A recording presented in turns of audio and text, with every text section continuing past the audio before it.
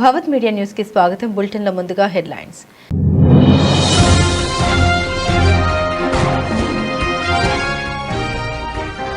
Malaysia community ప్రోగ్రాంలో పాల్గొన్న మోదీ. భారత సంతతి కమ్యూనిటీ ఉన్న రెండో అతిపెద్ద దేశం మలేషియా అన్న ప్రధాని.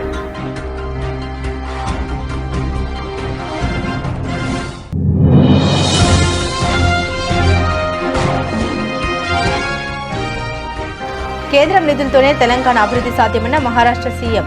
బీఆర్ఎస్ కాంగ్రెస్ రాష్ట్రాన్ని దోచుకున్నాయన్న ఫడ్నవీస్.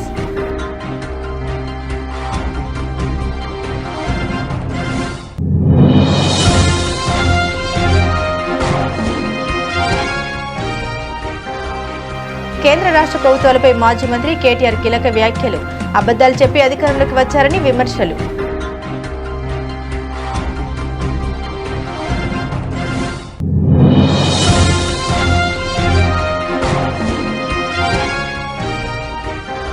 ఓవైసీపై బండి సంజయ్ విమర్శనాస్త్రాలు. ఎప్పుడైనా ముస్లిం మహిళల సమస్యలపై మాట్లాడారా అని నిలదీసిన కేంద్ర మంత్రి.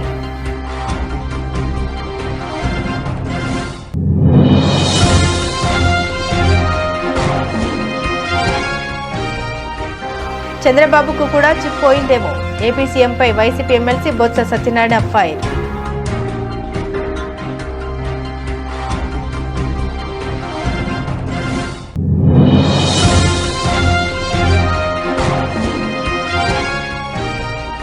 కాంగ్రెస్ ప్రభుత్వంపై జాగృతి అధ్యక్షురాలు కవిత సంచలన ఆరోపణలు.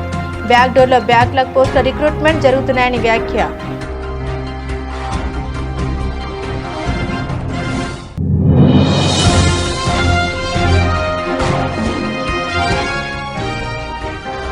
వంగవీటి నుండి అంబటి వరకు టీడీపీకి కాపులే టార్గెట్. టీడీపీపై విరుచుకుపడ్డ మాజీ మంత్రి గుడివాడ అమర్నాథ్.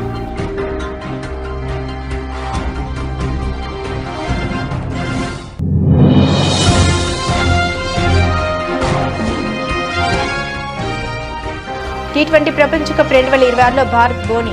తొలి మ్యాచ్లో అమెరికాపై 29 పరుగుల తేడాతో విజయం.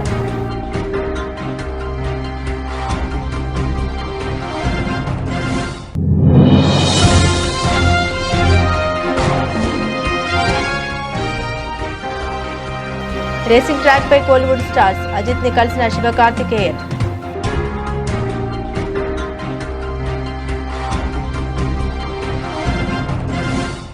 మలేషియా ప్రధాని అన్వర్ ఇబ్రహీం తాను ఎప్పటి నుండో స్నేహితులమని ప్రధానమంత్రి నరేంద్ర మోదీ అన్నారు. ఆయన ప్రధాని కాకముందు నుండే తనకు పరిచయం ఉందని అన్నారు.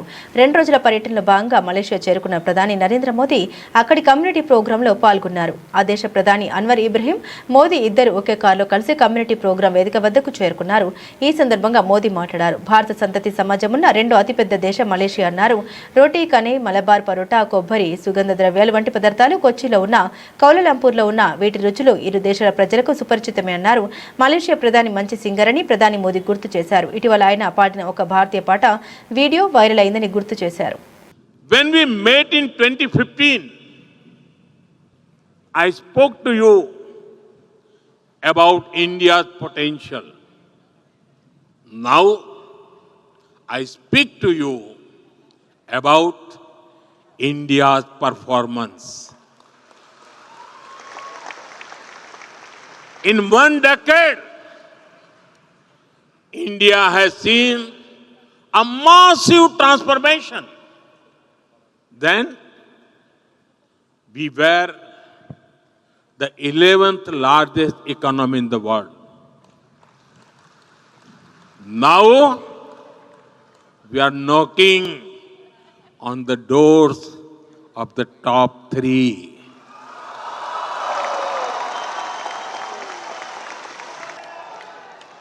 We are also the world's fastest growing major economy.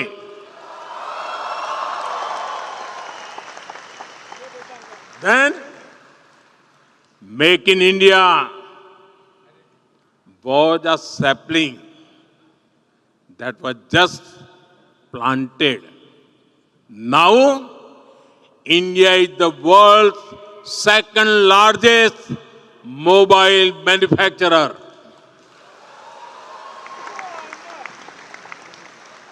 Our defense exports have gone up nearly 30 times since 2014. India has also become the third largest startup hub in the world. We have built world's largest digital public infrastructure and the world's largest fintech ecosystem. Nearly half of the world's real-time digital transactions happen in India. Thanks to our UPI platform. While growing fast, we also ensured that our growth is clean and green.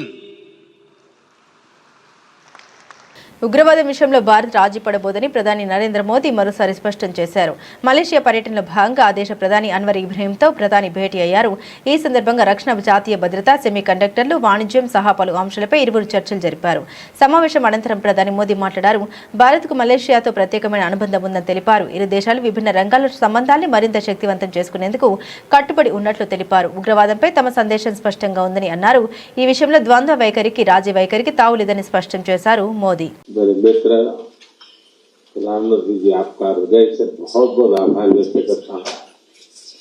जिस प्रकार से मेरा और मेरे delegate का स्वागत किया गया और मैंने देखा है कि परंपराओं से हट करके एक प्रकार से मलेशिया के जीवन को आपने इन कुछ ही घंटों में बहुत बखूबी प्रस्तुत किया और इतने बढ़िया तरीके से चीजों को ऑर्गेनाइज किया, वो हमेशा हमें से याद रहने वाली है। और इसके लिए मैं हृदय से विशेष रूप से आभार व्यक्त करता हूँ। और एक मित्रता क्या होती है, मित्रता की ऊंचाई और गहराई क्या होती है, ये मैं पूरी तरह अनुभव कर रहा हूँ और इसके लिए मैं आपका बहुत बहुत आभारी हूँ। एक्सेलेंसी, मेरा सौभाग्य है कि प्रधानमंत्री के रूप में मुझे तीसरी बार मलेशिया आने का मौका मिला है और हमारी मित्रता ऐसी है कि आपके कार्यकाल में मुझे चौथी बार आपको मिलने का मौका मिल रहा है। ये भी अपने आप में हमारी गति और सक्रियता दिखाता है। बीते वर्षों में हमारे द्विपक्षीय संबंधों ने जो गति और गहराई प्राप्त की है, वो वास्तव में प्रेरणादायक है। इसमें आपके अमूल्य योगदान के लिए मैं हृदय से आपका धन्यवाद करता हूं।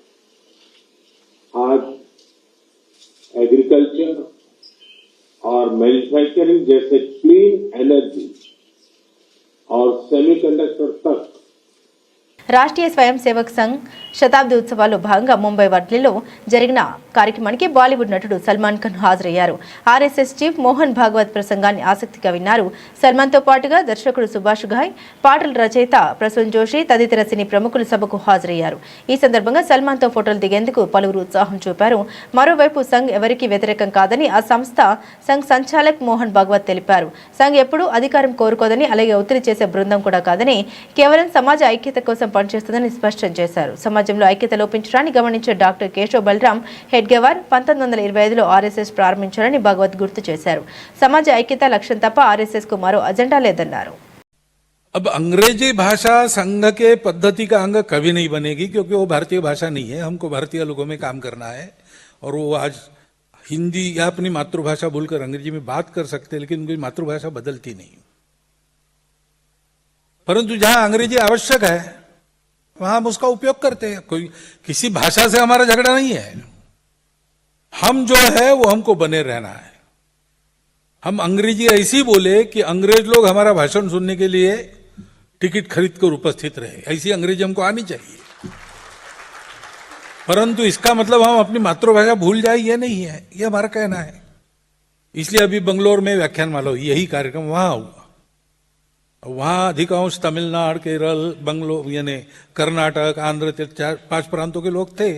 उसमें से कई लोगों को न हिंदी आती है तो अंग्रेजी में बोलना पड़ा। तो पूरे 2 भाषण मैंने अंग्रेजी में दिए, प्रश्नों के उत्तर अंग्रेजी में दिए। तो हम करते हैं।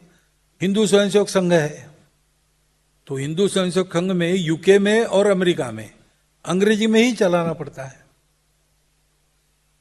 परंतु फ्रांस में अंग्रेजी नहीं चलती, वहां हिंदी में ही करना पड़ता है। जर्मनी में अंग्रेजी नहीं चलती, वहां हिंदी में ही करना पड़ता है।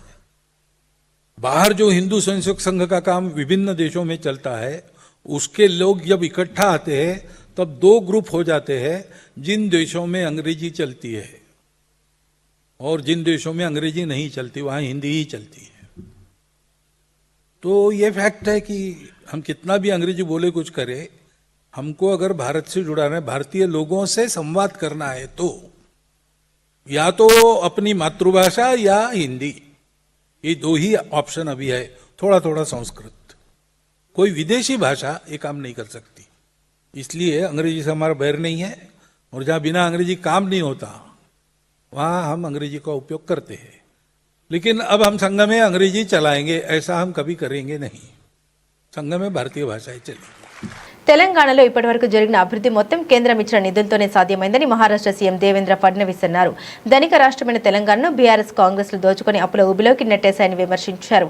ఆసిఫాబాద్ జిల్లా కాగజ్ నగర్ ఎస్పీఎం క్రీడా మైదానంలో నిర్వహించిన విజయ సంకల్ప సభలో మంచిర్యాలలో జరిగిన రోడ్ షోలో ఫడ్నవీస్ మాట్లాడారు. కేంద్ర సహకారం లేకపోతే రాష్ట్రంలో మౌలిక వసతులు అసాధ్యమని తెలిపారు. కేంద్ర ప్రభుత్వం ప్రవేశపెట్టిన పథకాల వల్లే నేడు దేశవ్యాప్తంగా నగరాలు, పట్టణాల అభివృద్ధి జరుగుతుందని తెలియజేశారు. 2015 में तेलंगाना के मुख्यमंत्री चंद्रशेखर राव साहब मेरे पास आए और उन्होंने मुझे निवेदन किया कि हमको गोदावरी का पानी दीजिए, गोदावरी का पानी मिलेगा तो हमारा तेलंगाना सुजलाम सुफलाम होगा।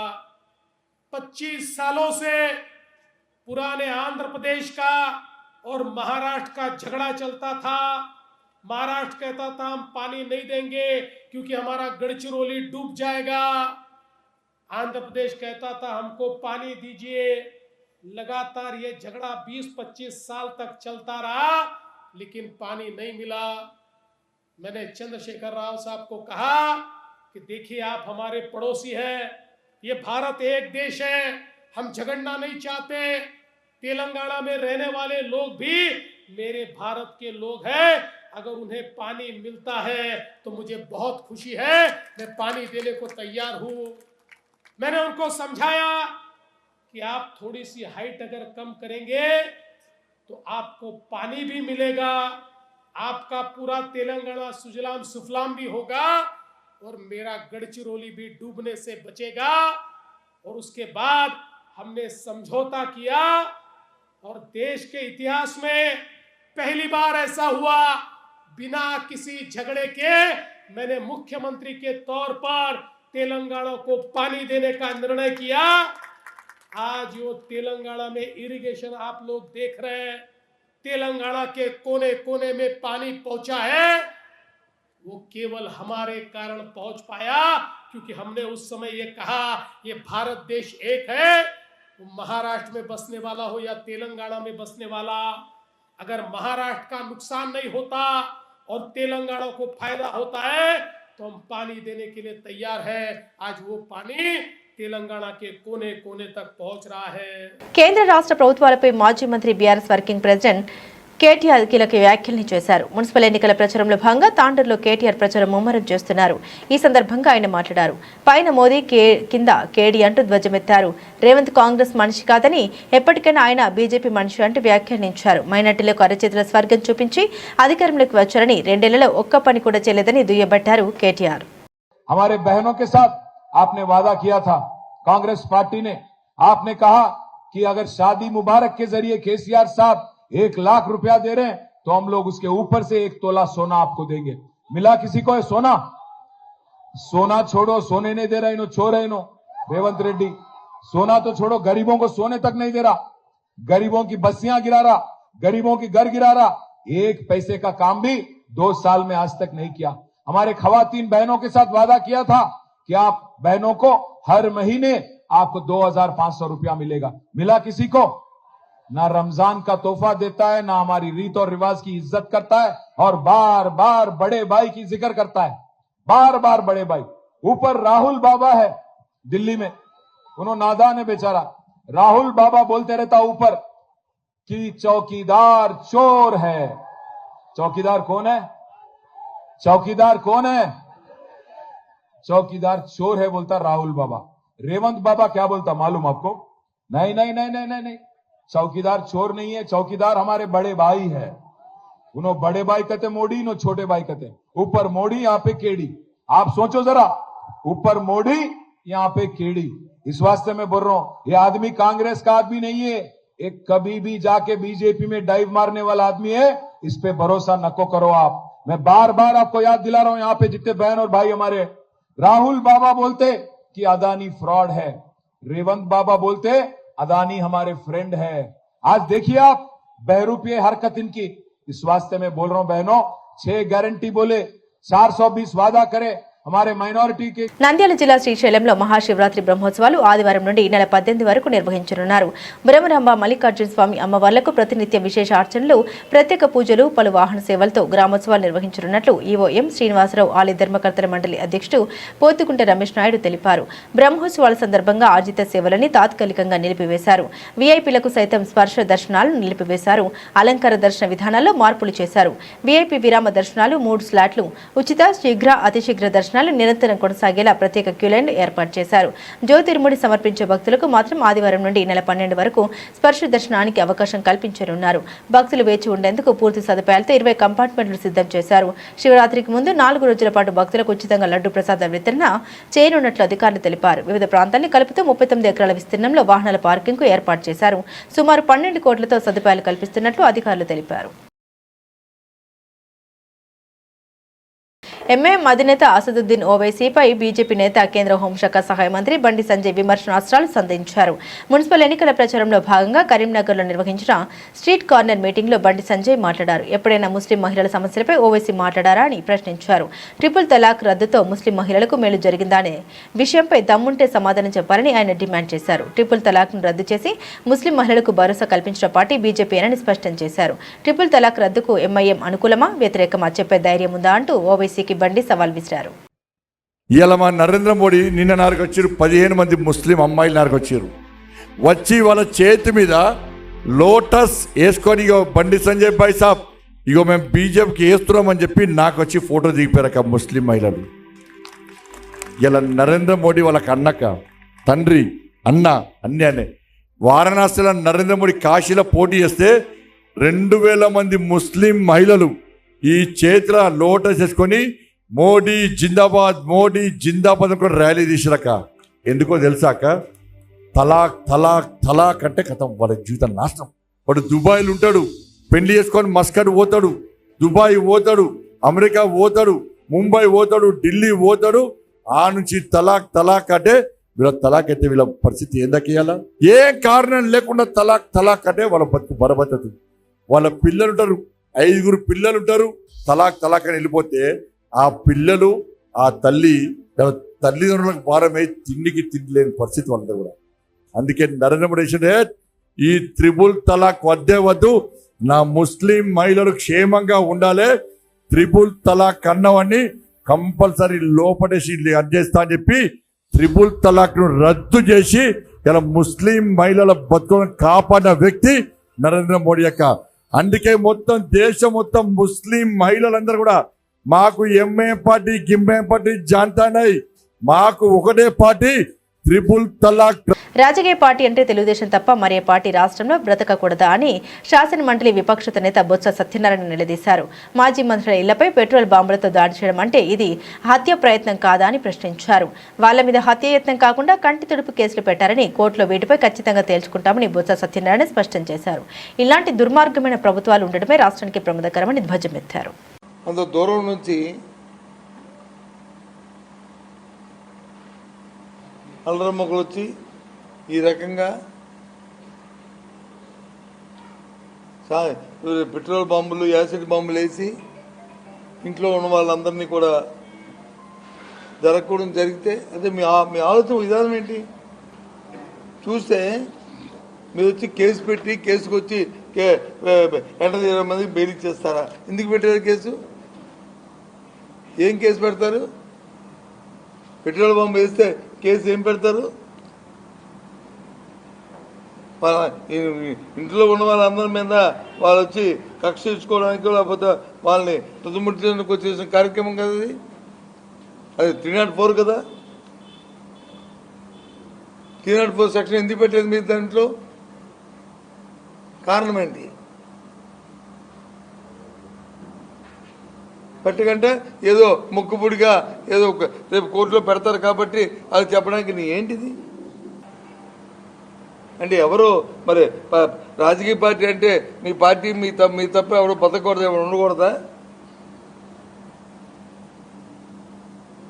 ఏమనుకుంటున్నారు?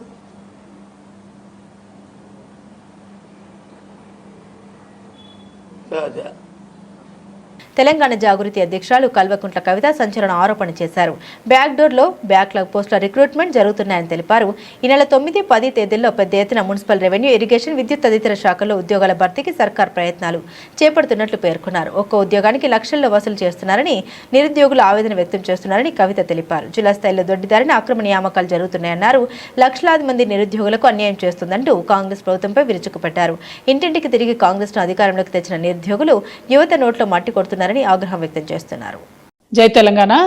అందరికీ నమస్కారం. మన రాష్ట్రంలో చూస్తున్నాం రోజు రోజుకి అన్ఎంప్లాయ్మెంట్ రేట్ పెరిగిపోవడము, యూత్ అందరు కూడా ఒక రకమైనటువంటి నిర్వేదంతోని, ఒక రకమైనటువంటి డిసప్పాయింట్మెంట్తోని ఎప్పుడు గవర్నమెంట్ జాబ్స్ వస్తాయి, ఎప్పుడు క్లారిటీగా మేము ఎగ్జామ్స్ రాయొచ్చు అనేటటువంటి ఆలోచనలో ఉన్నారు.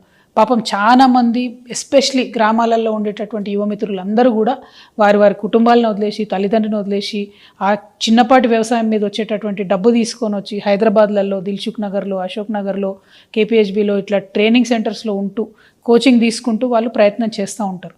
ఈ యొక్క అంశం మనం గమనిస్తూనే వస్తున్నాం. తెలంగాణ రాష్ట్రం వచ్చినాక ఈ పరిస్థితి మారుతుంది అనుకొని అనేక మంది యువత అంతా కూడా తెలంగాణ ఉద్యమంలో చాలా బలంగా కొట్లాడినారు. తెలంగాణ రాష్ట్రం వచ్చినాక ఏమైంది? చిన్న చిన్నపాటి ఎగ్జామ్స్ మనం వేసినాం తప్పితే మెయిన్ ఎగ్జామ్స్ కానీ లేకపోతే ఒక పద్ధతి ప్రకారం, ఒక క్రమ పద్ధతిలో ఇగో ఈ మంత్లో ఈ ఎగ్జామ్ ఉంటుంది, ఈ మంత్లో ఈ ఎగ్జామ్ ఉంటుంది, ఈ తర్వాత దీనికి ప్రిపేర్ కావచ్చు, లేకపోతే ఒకటే విద్యార్థి 3-4 పరీక్షలు రాసేటటువంటి కేపబిలిటీ ఉన్న వాళ్ళకు కూడా వాళ్ళకి అట్లా అవకాశం ఇవ్వలే. మనం ఒక్కొక్క రోజు 2 ఎగ్జాములు పెట్టడం, ప్రతిదాన్ని మేము మార్చే ప్రయత్నం చేయడం, ఇట్లా చాలా జరిగినాయి. అయితే ఈ కన్ఫ్యూజన్ అంతా కూడా యువమిత్రులు ఆ కోపాన్ని అంతా, ఆవేదన అంతా, ఆక్రోశాన్ని అంతా కూడా ఈ బీఆర్ఎస్ పోతే మన కాంగ్రెస్ వస్తే న్యాయం జరుగుతుందని చెప్పి వంగవీటి రంగ హత్య నుండి అంబటి రాంబాబుపై దాడి వరకు కాపు నేతల్ని టీడీపీ ప్రభుత్వాలు టార్గెట్ చేస్తూనే ఉన్నాయని మాజీ మంత్రి గుడివాడ అమర్నాథ్, మాజీ ఎమ్మెల్యే కరణం ధర్మశ్రీ ఆరోపించారు. లడ్డు నెయ్యి వ్యవహారంలో కొవ్వు ఆరోపణ చేసిన దొరికిపోయిన ప్రభుత్వ పెద్దలు ప్రశ్నించిన అంబటి రాంబాబు ఇంటిపై దాడులకు దిగారని తెలిపారు. అంబటి రాంబాబుపై ఆయన కుటుంబ సభ్యులపై జరిగిన దాడిని రాష్ట్రంలోని కాపులంతా ఖండిస్తున్నారని అన్నారు. వచ్చేది వైఎస్ఆర్సీపీ ప్రభుత్వమేనని, వడ్డీతో కలిపి తిరిగి చెల్లించడం ఖాయమని గుడివాడ అమర్నాథ్, కరణం ధర్మశ్రీ తెలిపారు. అంబటి రాంబాబు గారి మీద జరిగినటువంటి హత్యాయత్నం ఏదైతే ఉందో అది పెమ్మసాని గారి ఆదేశాల మేరకు మన గల్లా మాధవి గారి ఆధ్వర్యంలో, ఆవిడ పర్యవేక్షణలో, పోలీసు వారి సహకారంతో జరిగినటువంటి ఈ హత్యాయత్నాన్ని పార్టీలకు అతీతంగా అందరూ ఖండిస్తుంటే ఆవిడ తిరిగి మరుసటి రోజు ప్రెస్ మీట్ పెట్టి లైవ్ లో బెదిరింపులకు దిగారు. నేను మళ్ళీ వస్తాను, మీ ఇంటికి పరామర్శకి వచ్చే వాళ్ళు ఆస్తులు అమ్ముకోవాలి అని ఆవిడ లైవ్ లో కూర్చుని మా కుటుంబ సభ్యుల్ని ఆవిడ హెచ్చరిస్తున్నారు. ఇండైరెక్ట్ గా మళ్ళీ దాడి చేస్తాను అని చెప్పి మీరు హెచ్చరిస్తున్నారు మమ్మల్ని. మీరేమనుకుంటున్నారు? గల్లా మాధవి గారిని నేను సూటిగా అడుగుతున్నా, మీరు మొదటిసారిగా ఎమ్మెల్యేగా గెలిచారు, మీకింత అధికార అహంకారం పనికి రాదు. మీరు వ్యవస్థల కన్నా పవర్ఫుల్ అనుకుంటున్నారా? న్యాయ వ్యవస్థ కన్నా, పోలీసు వ్యవస్థ కన్నా మీరు పవర్ఫుల్ అనుకుంటున్నారా? మీరు శాసనసభ్యులు కావచ్చు, సీఎం కావచ్చు, మినిస్టర్ కావచ్చు, వ్యవస్థలకు లోబడి పనిచేయాలనే ఇంకితం మీకు లేదా అని నేను ఈ సందర్భంగా నేను ప్రశ్నిస్తున్నాను ఆవిడని. అలాగే ఆఫీసుకి ఇంటికి నిప్పు పెడతారా?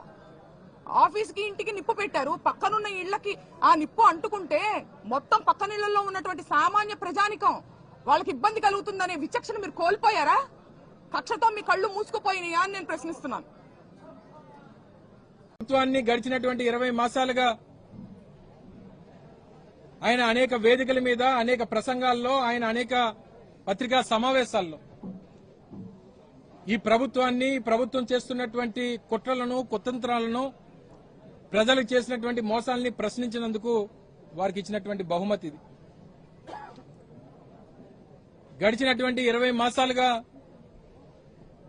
కూటమి ప్రభుత్వం వచ్చిన తర్వాత ఇచ్చినటువంటి ఏ ఒక్క హామీని నిలబెట్టుకోక తిరిగి కొత్త ప్రచారాన్ని, తిరుమల లడ్డూకు సంబంధించినటువంటి ప్రచారాన్ని ప్రజల్లోకి తీసుకుని వచ్చి రాజకీయంగా ఒక కుట్ర చేయాలని, తద్వారా రాజకీయంగా లబ్ధి పొందాలని చేసినటువంటి ప్రయత్నంలో భాగంగా ప్రతి ఒక్కరికి కర్మ అనేటువంటిది ఉంటది. ఆ కర్మ అనేటువంటిది రుచి చూపించినప్పుడు మనం చేసినటువంటి పాపాలన్నీ కూడా బయటపడతాయి. అందులో భాగంగానే వారు చేసినటువంటి తప్పుడు ప్రచారం, ఇందులో జంతువుల కొవ్వు కలిసిందని, పంది కొవ్వు కలిసిందని, గొడ్డు కొవ్వు కలిసిందని, ఫిష్ ఆయిల్ కలిసిందని చెప్పి లేనిపోయినటువంటి తప్పుడు ప్రచారాన్ని చేసి తీరా జరిగినటువంటి ఎంక్వైరీలో ఎక్కడా కూడా అటువంటి విషయాలు లేవని చెప్పి అన్ని కమిటీలు రిపోర్ట్ ఇచ్చిన తర్వాత ఎక్కడ ప్రజల నుంచి స్పందన వస్తుంది, మన మీద తిరుగుబాటు వస్తుంది అన్నటువంటి ఉద్దేశంతో ఒక ప్రచారాన్ని తీసుకుని వచ్చారు. జగన్మోహన్ రెడ్డి గారి మీద, వైఎస్ఆర్ కాంగ్రెస్ పార్టీ మీద లేనిపోయినటువంటి ప్రచారాలు చేసి, అందు మీద ఫ్లెక్సీలు వేసి, రాష్ట్రంలో అన్ని ప్రధాన కూడళ్లలో కూడా ఈ ఫ్లెక్సీల్ని ప్రదర్శించి రెచ్చగొట్టేటువంటి కార్యక్రమం చేస్తే 30వ తారీఖున రాంబాబు గారు హెచ్చరించారు, 24 గంటల్లో దాన్ని తీయకపోతే మేము తొలగించాల్సినటువంటి. ఐసీసీ టీ20 ప్రపంచ కప్ 2026 ప్రస్థానాన్ని టీమిండియా గెలుపుతో ప్రారంభించింది. ముంబైలోని వాంఖడే స్టేడియం వేదికగా శనివారం జరిగిన తమ తొలి మ్యాచ్లో అమెరికాపై 29 పరుగుల తేడాతో ఘన విజయం సాధించింది. కెప్టెన్ సూర్యకుమార్ యాదవ్ 84 నాటౌట్ అద్భుతమైన ఇన్నింగ్స్తో జట్టును ఆదుకోగా, బౌలర్లు సమిష్టిగా రాణించి భారత్కు చిరస్మరణీయ విజయాన్ని అందించారు. ఈ గెలుపుతో సూర్యకుమార్ సేన టోర్నీలో శుభారంభం చేసింది. 162 పరుగుల లక్ష్యంతో బరిలోకి దిగిన అమెరికాకు కూడా సరైన ఆరంభం లభించలేదు. భారత పేసర్లు మహమ్మద్ సిరాజ్, హర్షదీప్ సింగ్ దాటికి 13 పరుగులకే 3 వికెట్లు కోల్పోయింది. దీంతో అమెరికా 20 ఓవర్లలో 8 వికెట్లకు 132 పరుగులు మాత్రమే చేసి ఓటమి పాలింది. ఈ మ్యాచ్లో టాస్ గెలిచిన అమెరికా ఫీల్డింగ్ ఎంచుకుంది. దీంతో బ్యాటింగ్కు దిగిన భారత్కు ఆరంభంలోనే భారీ షాక్ తగిలింది. ఈ దశలో కెప్టెన్ సూర్యకుమార్ యాదవ్ తనదైన శైలిలో ఇన్నింగ్స్ను నిర్మించాడు. ఒకవైపు వికెట్లు పడుతున్నా మరో ఎండ్లో సూర్యకుమార్ ఒంటరి పోరాటం చేశాడు. కేవలం 49 బంతుల్లో 10 ఫోర్లు, 4 సిక్సర్లతో 84 పరుగులు చేసి అజేయంగా నిలిచారు. రింకు సింగ్ 6, హార్దిక్ పాండ్యా 5, విఫలమైన చివర్లో అక్షర్ పటేల్ 14తో కలిసి జట్టు స్కోర్ను ముందుకు నడిపించారు. సూర్య సూపర్ ఇన్నింగ్స్ కారణంగా టీమిండియా నిర్ణీత 20 ఓవర్లలో 9 వికెట్ల నష్టానికి 161 పరుగుల గౌరవప్రదమైన స్కోర్ చేయగలిగింది. అమెరికా బౌలర్లలో వాన్ షాల్క్విక్ 4 వికెట్లతో సత్తా చాటారు.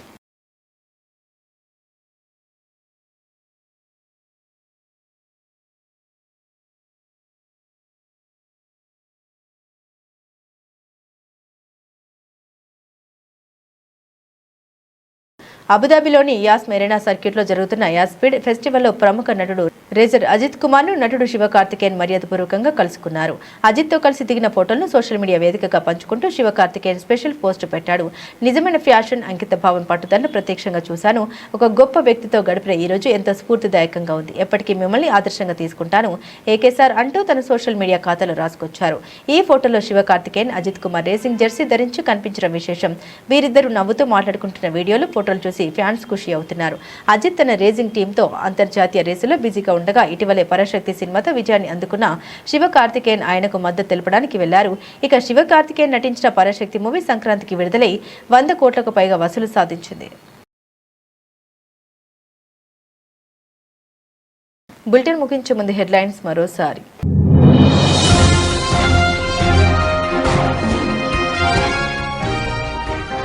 మలేషియా కమ్యూనిటీ ప్రోగ్రాంలో పాల్గొన్న మోదీ, భారత సంతతి కమ్యూనిటీ ఉన్న రెండో అతిపెద్ద దేశం మలేషియా అన్న ప్రధాని.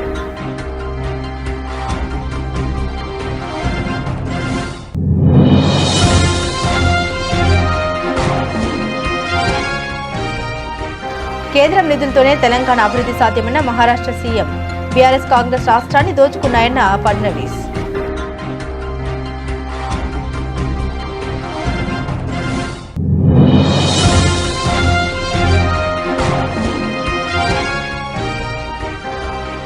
కేంద్ర రాష్ట్ర ప్రభుత్వాలపై మాజీ మంత్రి కేటీఆర్ కీలక వ్యాఖ్యలు. అబద్దాలు చెప్పి అధికారంలోకి వచ్చారని విమర్శలు.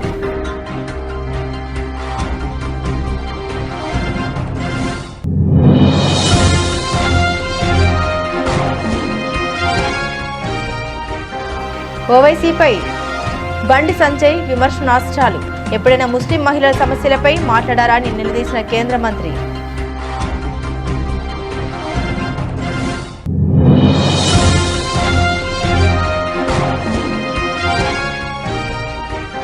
చంద్రబాబుకు కూడా చిప్ పోయిందేమో.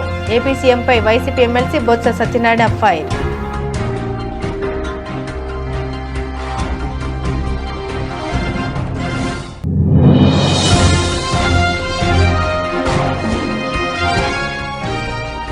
కాంగ్రెస్ ప్రభుత్వంపై జాగృతి అధ్యక్షురాలు కవిత సంచలన ఆరోపణలు. బ్యాక్డోర్లో బ్యాక్లాగ్ పోస్టుల రిక్రూట్మెంట్ జరుగుతున్నాయని వ్యాఖ్య.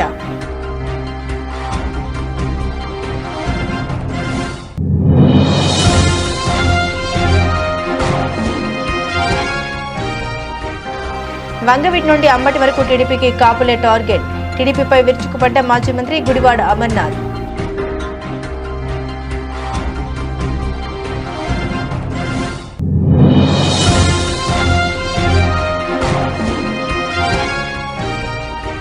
T20 ప్రపంచ కప్ 2026లో భారత్ బోని తొలి మ్యాచ్లో అమెరికాపై 29 పరుగుల తేడాతో విజయం.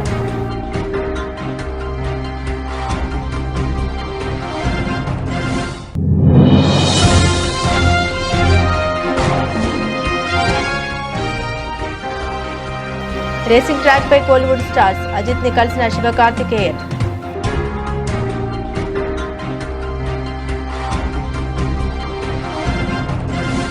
ఇవి బులెటిన్లోని విశేషాలు. తిరిగి మరో బులెటిన్తో మళ్ళీ కలుసుకుందాం. అంతవరకు సెలవు. నమస్కారం.